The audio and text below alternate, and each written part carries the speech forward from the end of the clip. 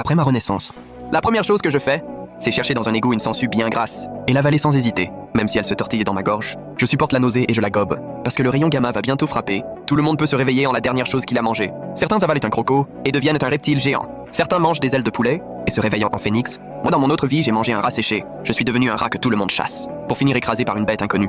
Aujourd'hui, je renais. J'ai un système de dévoration illimité. Plus ce que je dévore est fort, plus l'énergie que je reçois est grande. Cette sangsue mutante deviendra bientôt un monstre qui dévore tout. Je regarde la boîte en verre devant moi. Dedans, il y a une sangsue toute rouge. Son corps tout gros remue, comme un ver rouge, dévoré pour devenir fort. Pourquoi hésiter? Je fonce, je me décide. Je retrousse mes manches et je plonge la main dans la boîte. Je veux attraper la sangsue, mais elle se débat, elle m'échappe et me mord le doigt. Le sang dans la boîte devient plus épais. Sentinelle du sang frais. La sangsue devient très excitée. En voyant ça, je m'énerve. J'attrape la sangsue et je l'avale d'un coup. Félicitations, séquence génétique extraite. Séquence génétique extraite avec succès. Nouvelle séquence. Voyons voir ce que ça donne. Mes doigts picotent. Je baisse les yeux. La chair qui avait été mordue se couvre de fils rouges. 2 secondes, ça se refait. Et de la chair neuve repousse. C'est de la régénération. Et en plus, je sens une force monstrueuse en moi. Comme si j'avais une énergie sans fin. Je vais devant le miroir. Je me tiens droit.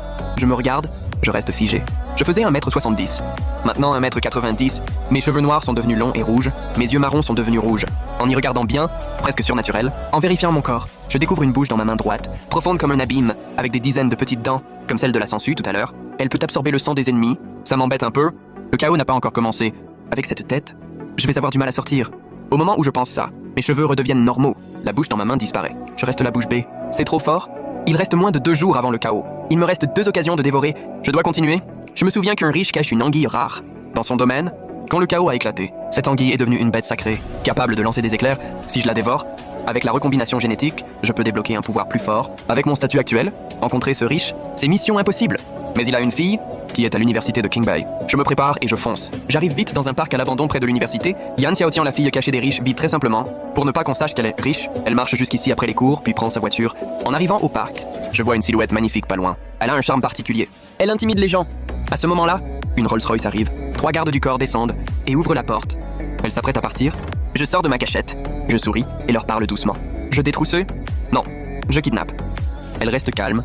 Elle me regarde de haut. Ces gardes sont des anciens militaires, sélectionnés sur le volet, devenus ses gardes rapprochés. Le chef des gardes me charge. Je lance un poing. Son visage se tord. Il n'a pas le temps de crier. Il est propulsé 5 mètres plus loin. Il frappe un arbre et s'évanouit. Ses yeux s'écarquillent. Les 2 autres gardes sont figés. Punaise, un poing à 5 mètres. C'est un homme, ça. Moi aussi, je suis surpris. Je ne pensais pas être aussi fort. Je m'approche de la Rolls. Je tente un coup de pied. Un bruit sourd. La voiture freine à main tirée et projetée 3 mètres. La portière est enfoncée. Elle s'est déformée. Le silence complet. Elle est figée de trouille. Les 2 gardes sont tombés par terre. Sans faire attention à eux, je vais droit vers elle. Elle me dit un